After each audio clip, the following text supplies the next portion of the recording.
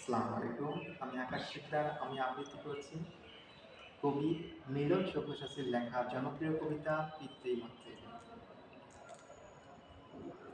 মমতাময়ী মৃত্তিকার শীতল শয্যায় মা এখন গভীর ঘুমের ঘ্রাণে মগ্ন।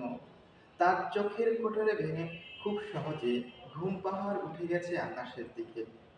মায়ের শুভ্র বসনের অস্তিত্ব ভেদ করে অঙ্কুরিত সবুজ ঘাসের সাদা কাষ্ঠের করুণ কান্না। মায়ের প্রার্থনা, আমার সন্তান যেন থাকে সুখে।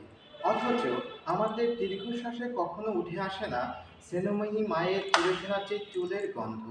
শীততাপ নিয়ন্ত্রিত কক্ষে কোথাও ভাসে না তার সেই কাঁপনের সুমধুর রিনিঝিনি সুর। আমরা সবাই জরাজীর্ণ, অতীত দিয়েছি বিসর্জন। মায়ের ব্যবহৃত ভাঙা আয়না, চিরুনি চুলের গাড়ার অনাবিল আনন্দে সবকিছু তুলেছি নিলামে। যে ভিটায় ছিল আদিম আমলের টালির ঘর, সে ভিটায় গড়ে তুলেছি প্রেয়সীদের রংমহল। আমরা বেমালুম ভুলে গেছি পিতৃমন্ত্রীকে।